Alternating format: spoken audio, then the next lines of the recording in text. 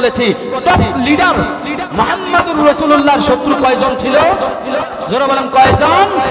আবু জাহেল, Abu Lahab, Utba, শায়বা, Walid ইবনে মুগীরা। Walid ইবনে মুগীরা রাসূল করিম সাল্লাল্লাহু আলাইহি ওয়াসাল্লামের পেছনে পেছনে শুধু অপমান করত মানুষের সামনে। একদিন সাহাবীরা বলেন, ইয়া রাসূলুল্লাহ, ওলীদ ইবনে মুগীরা আপনাকে বিভিন্ন রকমের পরিকল্পনাভাবে আপনাকে গালিগালাজ করে, আপনাকে অপমানজনক কথা বলে। আল্লাহর রাসূল কথাটা শুনে সাথে সাথে বলল, ওলীদ ইবনে মুগীরা জারণ সন্তান, অবৈধ সন্তান। নাউজুবিল্লাহ বলবেন না। জারণ সন্তান বোঝেন তো? যার বাপের কোনো পরিচয় নাই, যার বাপের। সমস্ত সাহাবীরা আশ্চর্য হয়ে যায়, যেই নবী জীবন একটা মিথ্যা কথা বলে না, যেই নবী মানুষের সাথে তর্ক করে না, কারো জন্য তাড়াতাড়ি বদদোয়া করে না, এমন একটা ডাহা মিথ্যা কথা বইলা দিল। আল্লাহর রাসূল কি দেখছে তার মা অবৈধ আর এই সন্তানটা অবৈধ? সাহাবায়ে কেরামের মধ্যে কৌতূহল জাগলো যে এই কথাটা সত্যটা প্রমাণ করতে হবে। আগে ওলীদ ইবনে মুগীরাকে যাইয়া বলল, তোমাকে আল্লাহর রাসূল বলছেন তুমি নাকি জারণ সন্তান, অবৈধ সন্তান, এই জন্য তোমাকে মুহাম্মদুর রাসূলুল্লাহ বলেছে, আব্দুল্লাহর বেটা মুহাম্মদ বলেছে। তাকে যখন বলা হলো তখন সেই ব্যক্তি ক্ষেপে রাগান্বিত হয়ে মায়ের কাছে গেছে, যাইয়া বলে, মা, আজকে তোমাকে আমি একটা কথা প্রশ্ন করব, তুমি সত্যি সত্যি জবাব দিবা, না হয় ঘরের মধ্যে আগুন লেগে যাবে। মা বলল, বাবা কি হয়েছে বলো। বলে, আব্দুল্লাহর বেটা মুহাম্মদ বলেছে, যেই আব্দুল্লাহর বেটা মুহাম্মদ এই 40 বছরে আমার জন্ম হওয়ার পর থেকে আজ পর্যন্ত কোনোদিন মিথ্যা কথা বলে নাই, এরকম আব্দুল্লাহর বেটা মুহাম্মদ আজকে আমাকে জারণ সন্তান বলেছে, এই কথাটা সত্য না মিথ্যা? দেখেন কথা বুঝছেন? ওলীদ ইবনে মুগীরা নিজে কয় আল্লাহর রাসূল কোনদিন, আর জোরে বলেন কথা বুঝছেন, আল্লাহর রাসূল কোনদিন। তাহলে আজকে যে আল্লাহর রাসূল আমার বিরুদ্ধে এই কথাটা বলছে, এটাও মিথ্যা হতে পারে? আগে আপনি বলেন, আমি কি আরো আসলে জারণ সন্তান না বৈধ সন্তান? এই কথাটা আপনি বলেন। বলে, বাবা এই কথাটা কে বলেছে? বলে, আব্দুল্লাহর বেটা মুহাম্মদ বলেছে। এটা কি সত্যি বলেছে? বলে, হ্যাঁ সত্যি বলেছে। সত্যি বলেছে আব্দুল্লাহর বেটা মুহাম্মদ? বলে, হ্যাঁ সত্যি বলেছে। বলে, আব্দুল্লাহর বেটা মুহাম্মদ 40 বছর যেমন মিথ্যা কথা বলে নাই, আজকেও সে মিথ্যা বলে নাই। সুবহানাল্লাহ বলে। তার দ্বারা প্রমাণ হয়ে গেল কি অবৈধ সন্তান। তখন জানতে চাইলো, মা এটা কেমন করে সম্ভব? তোমাকে সমাজের সমস্ত লোকেরা জানে তুমি ভালো মহিলা। তখন মহিলা তার উত্তর যেভাবে হোক দিয়েছে, সেটা আর বললাম না। তখন সাহাবায়ে কেরামরা আল্লাহর রাসূলকে যাইয়া বলল, ইয়া রাসূলুল্লাহ, আপনি তো এই ব্যাপারে কিছু জানেনই না, আপনি কিভাবে বললেন ওলীদ ইবনে মুগীরা জারণ সন্তান? আল্লাহর রাসূল তখন এই হাদিস দিয়ে প্রমাণ করে দিলেন। আল্লাহর রাসূল বলেন, আল্লাহ এবং তার রাসূলকে কেউ সমালোচনা করে গালি দিবে, অপমান করবে, কোন সমস্ত মানুষেরা করবে? যারা জারণ এবং অবৈধ সন্তান। এই অবৈধ সন্তান যারা নবীদেরকে কোনোদিন গালি দিতে পারে, তাহলে বোঝা গেল নবীদেরকে যারা গালি দেয় তারা জারণ সন্তান না ভালো সন্তান? জোরে বলেন, জারণ সন্তান না ভালো সন্তান? ইমাম আবু হানিফা রাহমাতুল্লাহ আলাইহি আমাদের মাযহাবের একজন লোক। আমরা যেই মাযহাবের অনুসরণ করি, ইমাম আবু হানিফা রাহমাতুল্লাহ আলাইহি একদিন রাস্তা দিয়ে যাইতেছে, সাথে 40,000 মুরিদ। কয় হাজার মুরিদ? জোরে বলেন কয়জন? 40,000 মুরিদ নিয়ে দিনের কাছে বাইর হয়েছে, মানুষদেরকে দিনের দাওয়াত দেয়। ইমাম আবু হানিফা রাহমাতুল্লাহ আলাইহি রাস্তা দিয়ে যাইতেছেন, রাস্তার ভিতরে নিজের গ্রাম পার হইয়া অন্য গ্রামে যখন গেলেন, রাস্তার পাশে একদল ছেলেরা ফুটবল খেলায়। কি খেলায়? জোরে বলেন কি খেলায়? ফুটবল খেলায়।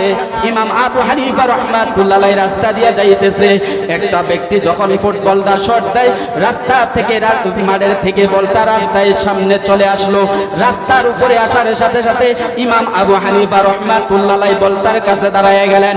ইমাম আবু হানিফা রাহমাতুল্লাহ আলাইহি যখন বলের কাছে দাঁড়ায় গেলেন, আল্লাহওয়ালাদের মন সব সময় নরম থাকে, তাদের মন কখনো শক্ত হয় না। যখনই কোনো রাগ আসে ওই রাগকে নিয়ন্ত্রণ করে ভালোবাসা সৃষ্টি করে।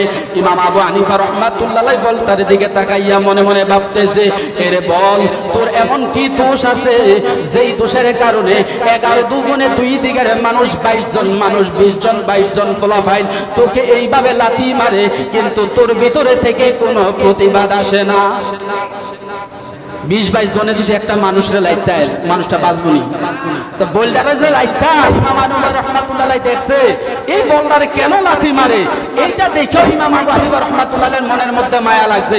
আরে মানুষের যদি একটা লাথিও দিত মানুষ সহ্য করতে পারতো না, এতক্ষণ সময় লাগাইয়া যে এতগুলা ফলা পাইনে একজনের পর একজনে ফাইলেই লাথি দেয় ফাইলেই লাথি দেয়। বোল্ডারে মনে মনে জিজ্ঞাসা করছে, এই দিক দিয়া ছেলেরা দাঁড়াইয়া রয়েছে, আরে যার সামনে বল ধরছে হ্যাঁ আমাদের যুগের সবচেয়ে বড় আলেম এই এলাকার ভিতরে, বাকি ফুলাফাইন বলে একটা ফুলাফাইন ইমাম আবু হানিফা রাহমাতুল্লাহ আলাইহির কাছ থেকে বলটা আনার জন্য সাহস পায়। কারণ আপনারা অনেক সময় দেখি মাঝে মাঝে একজন ইমাম মুয়াজ্জিন দেখলে সাইকেল থেকে নেমে যান, কারণটা কি? ওই যে আপনার ভিতরে তার প্রতি একটা মহাব্বত আছে, ভালোবাসা আছে, এই ভালোবাসার কারণেই তাকে সম্মান দেন, ঠিক না বেটি? তো ওই লোকটা ইমাম আবু ছাত্র ছেলেরা গুলা চিন্তা করলো ইমাম আবু হানিফা রাহমাতুল্লাহ আলাইহি এত বড় আলেম, তার কাছ থেকে বল আনার মতন কোনো ছেলে যাইতেছে না। একটা ছেলে টপ করে দাঁড়ায় বলল, কি হয়েছে বলটা আনিস না কে? আমাদের খেলার সময় চলে যাচ্ছে, তোরা তারাই রইছিস না, বলটা নিয়ে। তারা বলতেছে যার সামনে বল আছে আমাদের সাহস নাই তার সামনে থেকে বল আনার। বলতেছে তে কি বড় কি হয়ে গেছে, এই সে আবল তাবল বইলা ইমাম আবু হানিফা রাহমাতুল্লাহ আলাইহির কাছে যাইয়া ধমক দিয়া কথা বলে, কটাক্ষ করে কথা বলে, ওই বলটা দিয়ে দাও, তোমার কাজ হইছে মসজিদে মোল্লাগিরি করা, তুমি এনে দাঁড়াইয়া নিছো, আমাদের বল দাও, আমার খেলার সময় চলে যায়। এই কথা বলে যখন বলল ইমাম আবু হানিফা রাহমাতুল্লাহ আলাইহির সাথে সাথে বললেন এই ছেলেটা জারণ সন্তান, অবৈধ সন্তান। সমস্ত 40,000 মুরিদরা শুই না আশ্চর্য হয়ে গেল।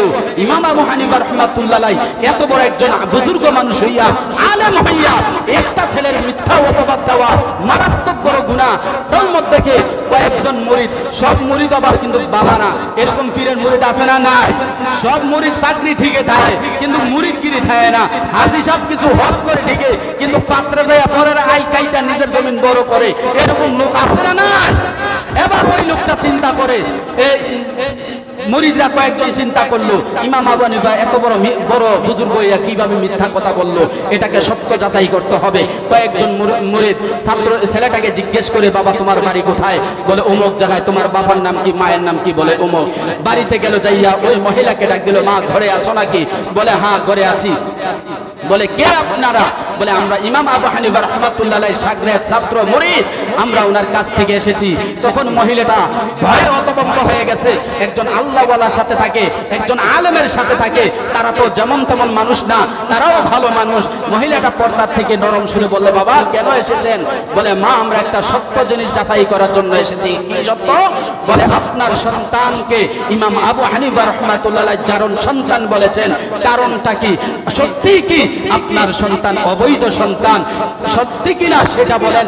যদি সত্যি না হয় আমরা ইমাম আবু হানিফাকে ধরব, আর যদি সত্যি হয় কেন সত্যি সেটাও আমরা জিজ্ঞাসা করব।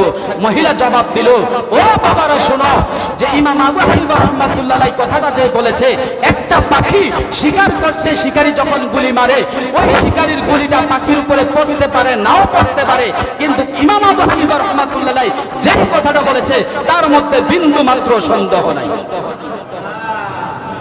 মুরিদরা দৌড়াইয়া বলতেছে ইমাম আবু হানিফা রাহমাতুল্লাহ আলাইহির কাছে যায়, বলে হুজুর আপনি ওই জন্মের সময় ছিলেন না, তার ছেলেটার 15-20 বছর হবে, 30 বছর হবে, আপনি কিভাবে জানলেন ছেলেটা অবৈধ সন্তান, জারণ সন্তান?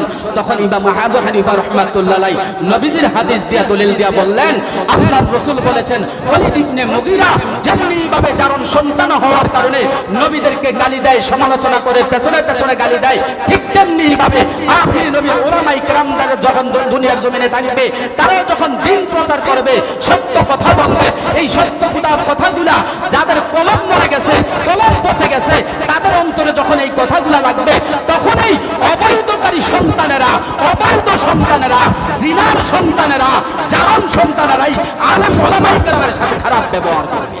অতএব তার আমলে, তার কাজে কর্মে, তার কথাবার্তায় বোঝা গেছে সে আমার সাথে যে ব্যবহার করেছে এটা জারুন সন্তান ছাড়া কেউ করতে পারে।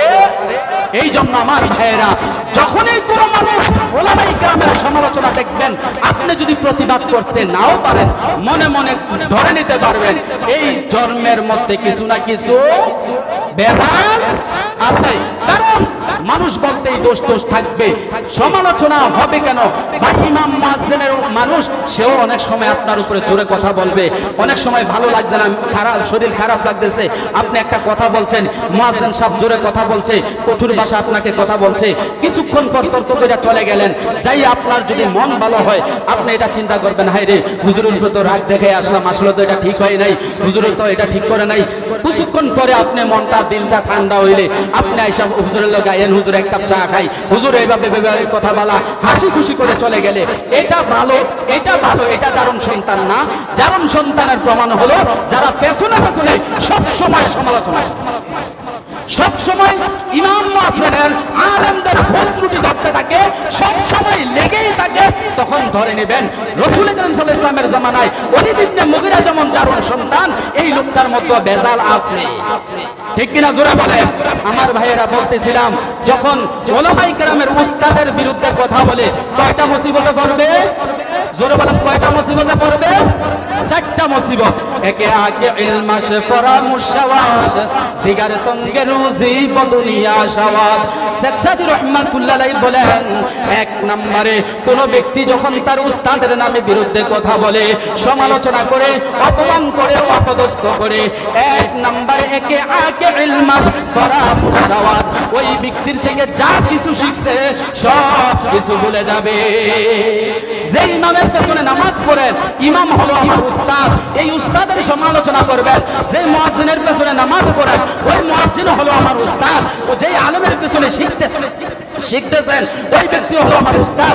অতএব উস্তাদের বিরুদ্ধে কথা বললে তার কাছ থেকে যা কিছু শিখছি, যা নামাজ পড়ছি, একটাও আল্লাহর দরবারে কবুল। দুই নম্বরে দিগারে তঙ্গে রুজি বদুনিয়া শাওয়াদ। দুই নম্বরে শেখ সাদী রাহমাতুল্লাহ আলাইহি বলেন, তার জীবনে হায়াতের মধ্যে রুজি রোজগার কমে যাবে, তার জীবনে হায়াতের মধ্যে রিজিক কমে যাবে। রুজি রোজগার একটার পর একটা বিপদ থাকবে, তার একটার পর একটা কি থাকবে? বিপদ থাকবে। তিন নম্বরে সুয়াম আগে সফসাদ বমিরাতে যাওয়া। শেখ সাদী রাহমাতুল্লাহ আলাইহি বলেন, তিন নম্বরে ওই ব্যক্তিটা তার হায়াত অল্প পাবে, অল্প বয়সে সেই ব্যক্তি মৃত্যুবরণ করবে, অল্প বয়সে তার হঠাৎ মৃত্যু হয়ে যাবে যেই ব্যক্তি উস্তাদের নামে বিরুদ্ধে কথা বলবে। যাহার বেঈমান আজ যাহা, শেখ সাদী রাহমাতুল্লাহ আলাইহি 4 নম্বরে বলেন, ওই ব্যক্তিটা ঈমানের সাথে মৃত্যুবরণ করতে পারবে। তাহলে ভাইয়েরা আমার, রুজি রোজগারে কমে গেলেও সমস্যা নাই, হায়াত কমে গেলেও সমস্যা নাই, এইভাবে সব ভুলে গেলেও সমস্যা নাই, কিন্তু বেঈমান হইয়া যদি মারা যায়, এই লোকটা কি জান্নাতে যেতে পারবে? তাহলে চিরতরে জাহান্নামে হয়ে যাবে।